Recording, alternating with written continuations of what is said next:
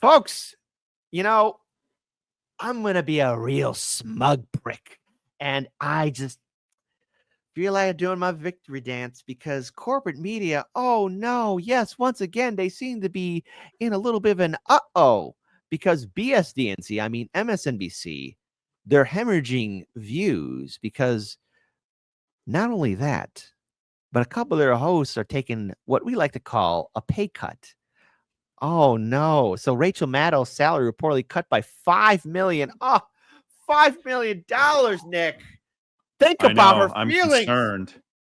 $5 million. I started a GoFundMe. Can I drop the link in the chat so we can make sure that she's okay? Hey, listen, folks in my chat, I'm noticing every one of you being mean. Shame on you. Millionaires' hearts and souls matter. And all of you guys need to stop making fun of people, okay? Well, and what I think is important to note, this $5 million pay cut isn't taking her from $6 million a year to $1 million a year. It's taking her from $30 million to $25 million. Hey, man, listen, $25 million is chump change in today's economy. How do you expect to be rubbing shoulders in high society with $25 million? I think that's middle class, right? 25 mil drops her down to middle class? Barely. Come on, Nick. You're being insensitive. This might be the last time you're going to be on my show, mister. You are being far too brutal. And my audience, I am surprised that all of you are just being so mean. So mean. Look, every one of you being insensitive. Because first of all, this title and whoever said this, I mean, seriously, get your brain checked. BSDNC's Rachel Maddow's salary reportedly cut by $5 million despite being ratings Viagra. Ugh. God. Viagra and Rachel Maddow's face should not be going together hand in hand, okay? I mean, I think Rachel Maddow and being associated with Viagra is counterintuitive as parent company Comcast deals with difficult time. So first of all, BSDNC star BSDNC / star anchor Rachel Maddow's annual salary by $5 million as the Listen, conservatives, BSDNC isn't left. Left-leaning network continues to reel from parent company Comcast's decision to spin off its struggling cable properties, according to a report. Maddow, who rakes in a whopping $30 million a year for hosting the Rachel Maddow Show just one day a week on Mondays. Oh, how tough. I do this show every single day, Rachel. Renegotiated for a $25 million salary for the next 5 years. This is a difficult time, and they need to keep her. No, you don't, one executive told the news site. No one else can do what she does. You can't build a brand like that overnight. With a face like that, I think you need to replace it right away, okay? Another executive called Maddow ratings Viagra. Hey, audience, we're going to have democracy in the chat. Is Rachel Maddow ratings Viagra? Type 1 for boing. Yes, she is. Type 2, woo, woo, woo, woo, woo. No. I get so sad. I wonder how many twos will be in the chat. And MSNBC's spokesperson declined to comment. So wait a minute. Hold on. This article is being asinine here. So an executive called Maddow a ratings of Viagra, but yet another person from BSDNC declined to comment. A source with knowledge disputed that Maddow's haircut was for $5 million, but would not say how much less she will be earning. The pay reduction comes as panic engulfed MSNBC's 30 Rock headquarters in Midtown, as the Post reported, over Comcast's plan to spin off its cable channels by the end of 2025. Splitting off BSDNC from NBC News could force the cable channel to change its name, logo, headquarters, and may lead to layoffs. Hey, Nick, I'm going to put in $2 for my bid for BSDNC. How much are you going to bid in? Oh, I mean, I think if I put in another 2, we should be able to get it. Oh, hell yeah, man. All right. You know what? Yeah, that'll be awesome. I can see now Hard Lens Media acquires MSNBC for $4. That's right. I'm going to be up there. You know what I think is... You know what I think they're going to do with this? I think they're spinning off MSNBC, and they're going to... Because I saw somewhere that they were calling it a new startup, like a startup company. And what I think they're going to do is try and position themselves as independent media. And that's going to be their play. Oh, that's what I think is going to happen. No, I didn't even think and it might look more like a podcast. It might look more like a podcast. I didn't even think about that, but here's why you're correct in that assessment, okay? Because I covered a few other segments on how Hollywood and other corporate media outlets are looking to worm their way into YouTube, because YouTube is still a very popular online source. I mean, yes, Rumble is catching up. You got Kick, and then of course you have X, but they're trying to make YouTube into like a streaming service too. And I could see as a last desperate attempt for these hack fraud people in corporate media to make the podcast and have the algorithm. Oh, if you thought we got shadow banned before. I can't. I mean, I can't even. all of you, every time you want to listen to Hard Lens Media, I'm willing to bet in a dystopic future, any one of my viewers right now watching are going to probably be given the same message by YouTube. Are you sure you want to watch Hard Lens Media? You could watch Rachel Maddow. Are you sure? They're going to come up with all these options, like you'd be clicking like 1,000 times. Yes, I want to listen to Hard Lens Media. Oh man, I can see that happening. I really think they're going to do it, and they're going to make it look more like a podcast, because they're all seeking their Rachel Maddow could maybe become their Joe Rogan of the left. I mean, I can see exactly what they're doing with this, and it's gonna be hilarious to watch. And when it's the same old takes, it's gonna be hilarious to watch it fail. You know, Sephiroth says that's going to fail. LOL. I hope they do CNN Plus too. Are you familiar with the tragedy of CNN Plus? Oh yes, that lasted, what was it, a month? A month, $250 million down the drain. See, here's the thing that corporate media doesn't realize, is that people don't trust them anymore. And at my audience, everybody, like it is a privilege to have a show, a podcast like yours, Hard Lens Media, like Jimmy Dore, Due Dissidence, INN, RBN, all that stuff. It is a privilege to build an audience. And see, it's the audience that decides. People, consumers, actually, surprise, surprise, have independent thoughts and feelings. And if they want to watch something, they're going to watch it. But they also have the choice to say, no, I don't want to watch anything from corporate media. So if BSDNC didn't learn anything from CNN Plus, I welcome their disaster. And if YouTube is going to be stupid and try and get in bed with Hollywood and the last remnants of corporate media, it will be a death blow to your platform. Case in point, look what's happening to Twitch. Look what's happening to a lot of these other larger platforms. They're all going under. And I gave this warning to people at YouTube, X, Rumble, Kick. You know, take notes on how not to destroy your platforms or your video services, because this will be the end of you if you get there. That's right. The dog in the background agrees. He agrees.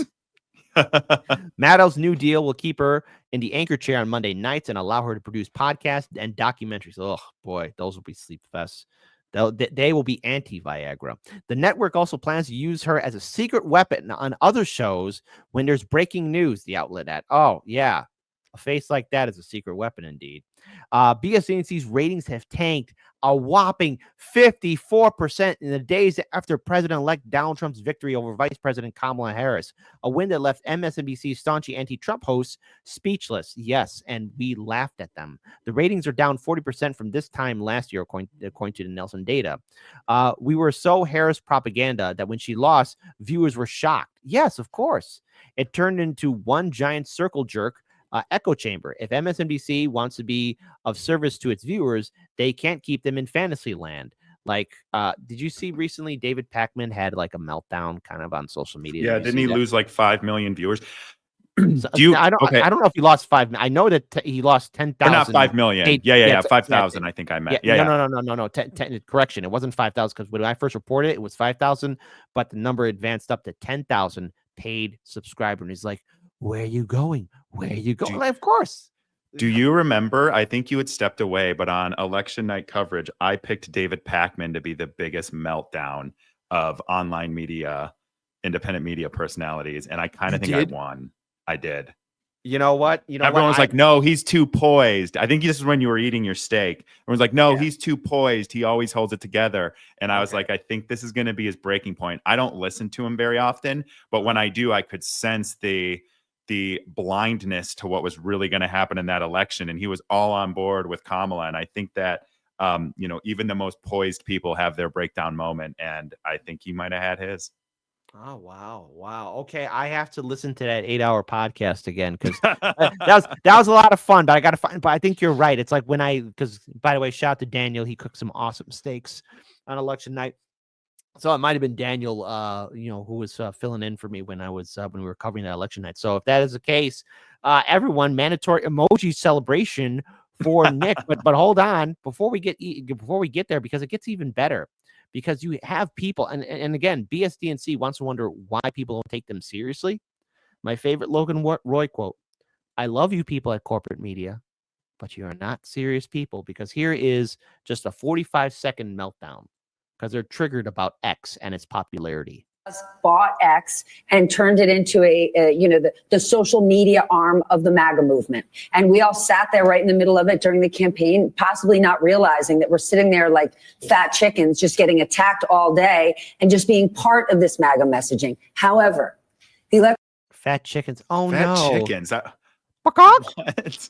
What? Well, they got the chicken part right because they are chicken shite. Well, but yeah, corporate media like, oh no, we're being attacked. Oh, how many times did progressives and independents, and yes, even Trumpers get attacked? You had people on social, you had people in corporate media dismissing the power of the internet, dismissing the power of movements for change, and yet now they're surprised they're getting attacked. Well, when you punch somebody, surprise, surprise, somebody will punch right the hell back.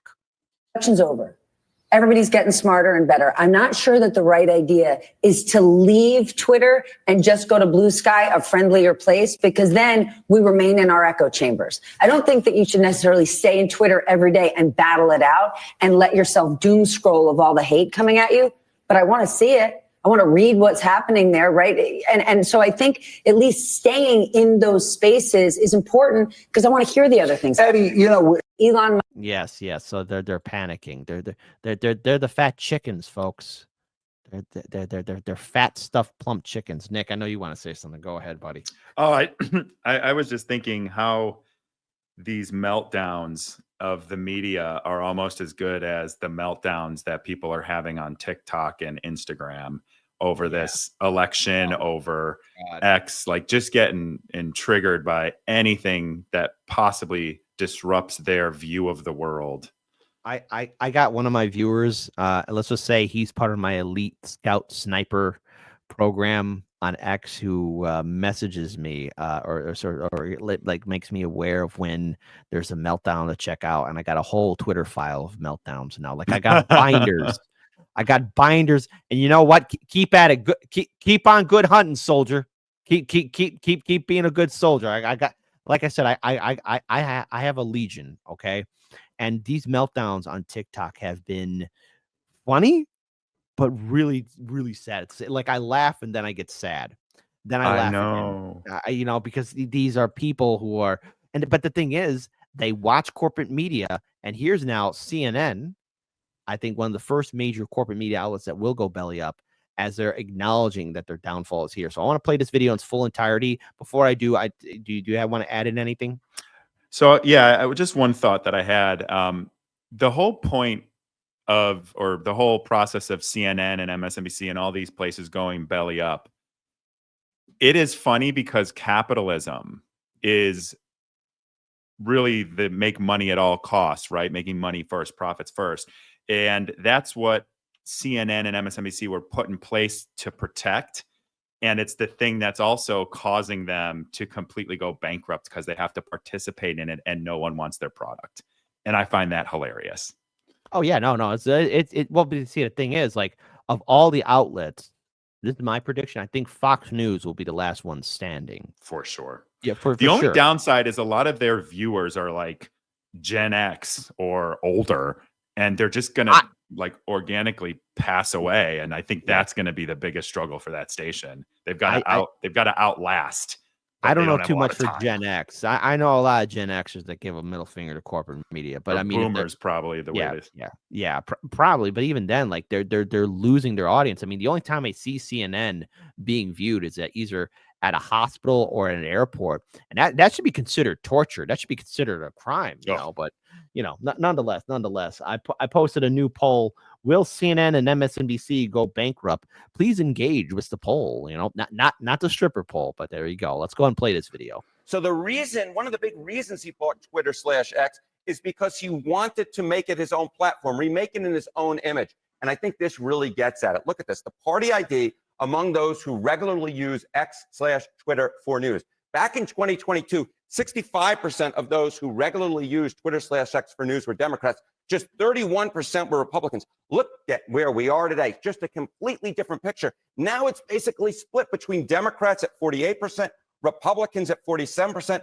And what I should note, Mr. Berman, is this new overall makeup matches the overall electorate far better. And more than that, John, look at where Mr. Musk's net worth is today versus where it was just 2 months ago. He is the richest man in the world by far. 2 months ago, look at this. His net worth was $252 billion. Look at where we are today, $314 billion. He is by far the richest man ever to be on this planet. So yes, he's not as popular. Yes, Twitter/X perhaps is not as popular, but it's a much different platform, one that more represents Elon Musk's, let's say, political instincts, and he is now a far wealthier man. And you know what's a sign for? You know what this is a sign for?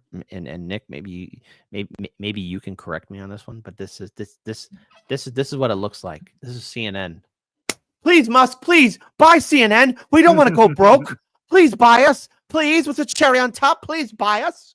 That's what it looks like. That's what it looks like to me. They're begging for money. Just That's like what it looks like to me. Could you imagine if Elon Musk?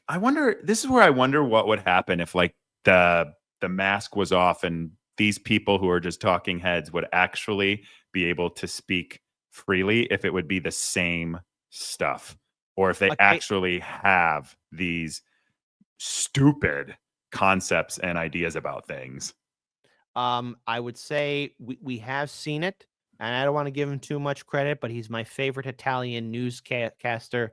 Give it up. You know him. You love him. Fredo, a.k.a. Chris Cuomo. Because occasionally he will drop the mask and reveal it. But I like how you brought up the mask because it reminds me of the movie They Live, because we did a movie night a long time ago about that. And then I did another special movie night with Due Dissidents, and we watched They Live. And take off the mask. How do they really feel? I mean, I think they know. I think they kind of know. But Fredo has been the only one that's really kind of like, yeah, it's all BS. Because I remember he had a little bit of an anger because he was on the ground floor at the DNC convention. Yes, that's what I was going to bring up. Yeah, go. I remember I shared that with one of my friends who's a News Nation watcher, and I was like, this is the stuff I need you to be paying attention to on News Nation, because whether he was disappointed he wasn't in those boxes up there that were thousands and thousands and thousands of dollars, or he's just able to speak his mind. He accurately called out in a visually representative way what is going on in U.S. politics. And it is, there are a bunch of people standing up top ruling over us that have a lot of money, and we're the ones doing all the work on the ground floor. Absolutely. And so I'll give it up for Fredo. Everybody, a W in the chat for our boy Fredo. I love you, Fredo. Don't you ever change. But I got one more twisty twist of the knife, because this is something I find hilarious, but I cannot play it because I know we'll get a strike. So I'll read an article instead. But BSDNC is in full desperation mode because Charlemagne and Nikki Haley, that's not her name. It's not her name, agreed that Morning Blow and Mika, blink twice if you're in danger, only went to Mar-a-Lago to stave off ratings disaster. Oh, Mika, Pika. Radio host Charlemagne the God and former U.S. ambassador to the United Nations, Nikki Haley, that's not her name, both agreed that Morning Blow co-host Joe Scarborough, don't look into his situation with his intern, and Mika, blink twice Brzezinski, only went to visit President-elect Donald Trump at his Mar-a-Lago lair to boost their ratings. Haley and Charlemagne spent a considerable time blasting, the Morning Joe married couple. That's horrible choice of words, whoever wrote this article, blasting the Morning Joe married couple for going from one extreme of calling Trump the next first name Adolf, last name Hitler, to running to his home in Florida to try and broker a peace deal. The entire interview can be seen on Nikki Haley Live. That will be released in full on Wednesday, November 27th, Fox News reported. Oh, boy. Yeah. Okay. So Mika Brzezinski and Joe Scarborough tore me up when I said anything about voting for Donald Trump, or what I agreed with him on. Even though I criticized him when I thought he was wrong, I praised him when he thought he was good. They tore me up, Haley said. Haley, you were a terrible candidate, so I don't know what the hell you're talking. Nikki Haley is far more bloodthirstier than Donald Trump. With the fact that Trump looked like a peacenik hippie in comparison to Nikki Haley says a lot about her character. Okay. Okay, continuing on. But the truth is it's not that they suddenly saw the light, it's that they saw the ratings, and it's in the crapper. She's correct about that, Haley said, eliciting laughter from her guests, who responded, "That's right. Charlemagne, you were saying that Biden and then Kamala had the election in the bag, so you shouldn't talk." The saying that's I was right. shocked by that too. I was I shocked. by wasn't. his take. I wasn't, because this is the same Charlemagne the God who stood there and took it, as Biden said on his program. If you don't vote for me, then you ain't black. Or either that when Kamala Harris, I think it was in 2022, when Simone Sanders was still part of her administration, and Kamala was yelling at Charlemagne about I am the vice president and everything else. It doesn't surprise me. He knows, to quote my favorite political commissar, Commissar Hans, he knows how to follow the orders. He follows the orders. I mean, why were you surprised that he was just like going along with it? I think he's actually he's pretty smart about a lot of stuff, and I guess I was in my bubble. I was shocked at people thinking Kamala had this in the bag. I mean, in the best case scenario, and I predicted this on election night. I said I think the election might end tonight in a landslide. That was my actual thought process, because to me, who I grew up working class. My dad was in manufacturing, lost his job. My uncle lost several jobs in manufacturing. Like, we were working class, and I understand why and the appeal of Trump. And to me, when you look at the economy as a whole, and gas prices and food prices and inflation across the board and no increase in wages and all of this stuff, it's like someone talking about that. That is far more than anything you got from Kamala.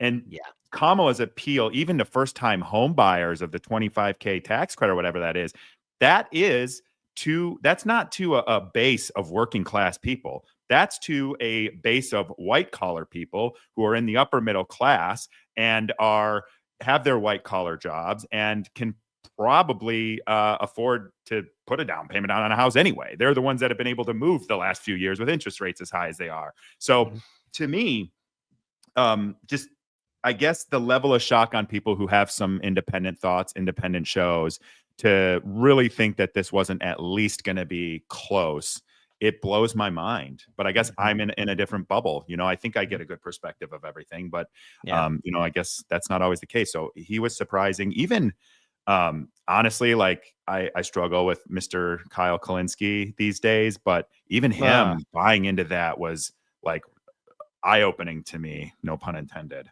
I would say for Kyle, all right, because I want to pull up the last 3 paragraphs of this article here. Yeah. Kyle's meltdown, and I think this is just him being childish. He's trying to deflect, because a lot of those people, like David Pakman, Sammy Boy Cedar, Fat Tony, aka Cenk Uygur, and Dime Store Eminem, Kyle, they really were carrying water for the Democrats from 2016 up until now, and a lot of them were given a huge slice of humble pie to where they had to shut the hell up, because they were telling their audience, even the leftist mafia, which is made up of a few other people, we're all saying that Kamala had this and Trump's going to lose or Trump's going to go to jail, and they got it wrong. All of the people of influence got it wrong. Hollywood got it wrong. The larger YouTube channels that lean left or liberal got it wrong. Corporate media got it wrong, because they suffer from Trump derangement syndrome and they don't understand regular people. Now, again, voting for Republican is just like, hey, you're voting Democrat. The two-party system doesn't give a damn about you. But these people just built this whole entire thing up, and they're realizing now no one's buying their crap, and they lost their credibility, which explains why 10,000 people left David Pakman. You want to know why he had a meltdown? Because he lost his cash cow. He lost some money. That stuff ain't cheap. But he has like, what, 5 million subscribers? Like, shut up, David. I couldn't believe how many he had, because I looked that up after I saw that story, and I wanted to watch and talk about it. But like, I couldn't believe how many followers he had. I don't listen to him. I don't follow him anymore.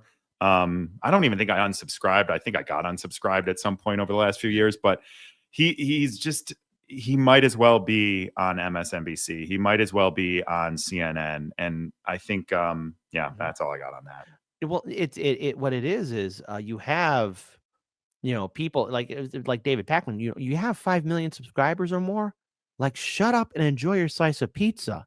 Like, it would be awesome if we got to 1 million subscribers, but because of a lot of roadblocks in our way of suppression, hey, David, you're on cloud 9. Shut up. You got it wrong. And don't be begging people. Don't leave. Don't leave. Well, there's a reason why people are leaving.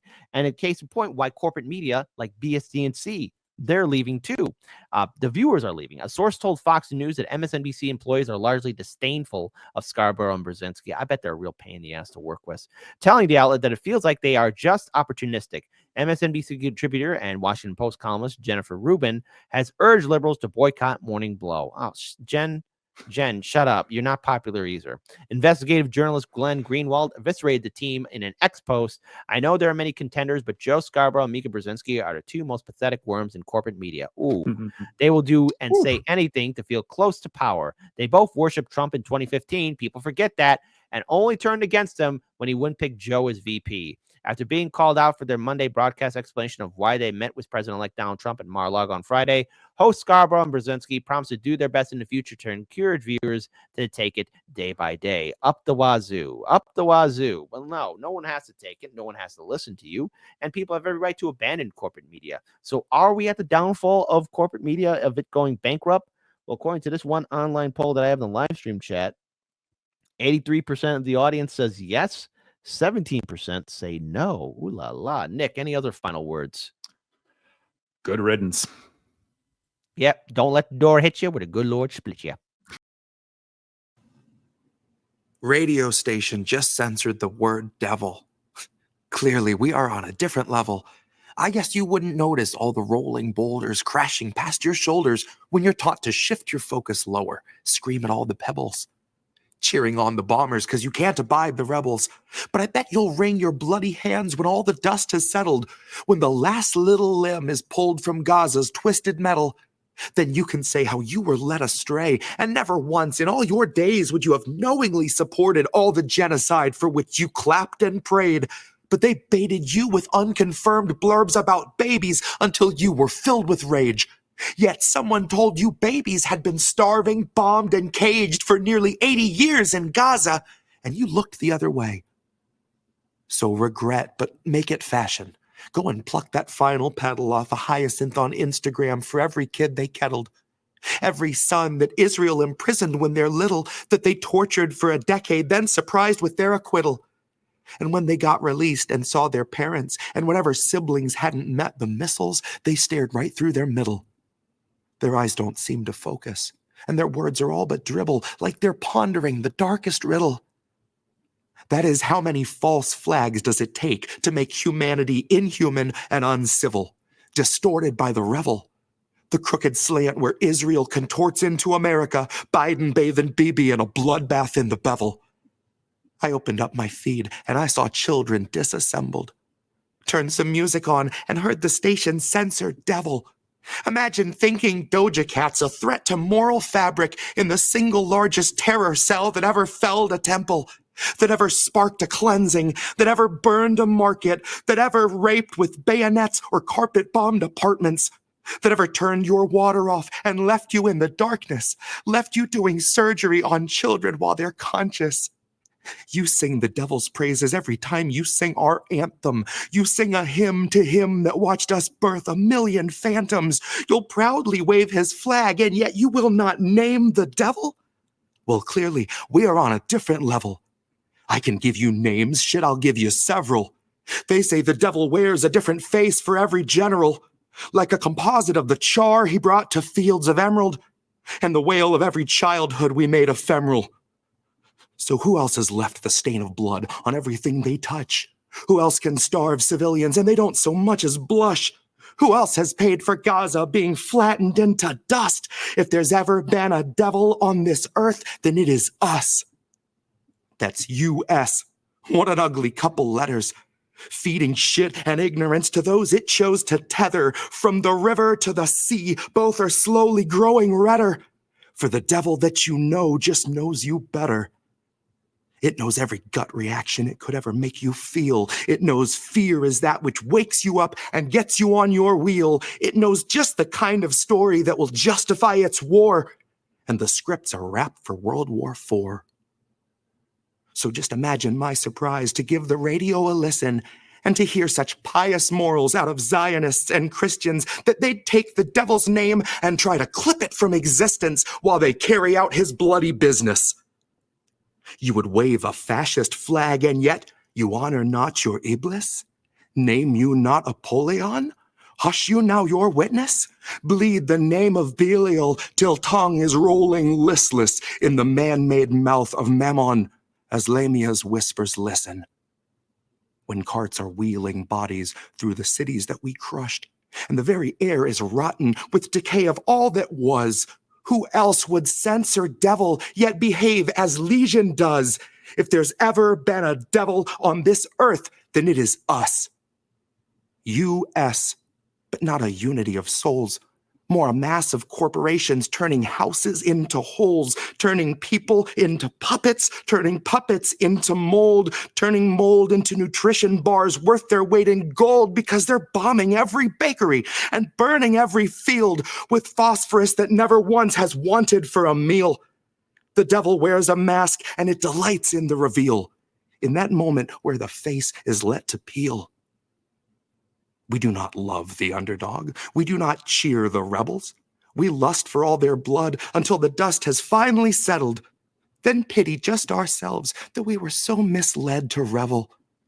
Proudly wave his flag, and yet we will not name the devil.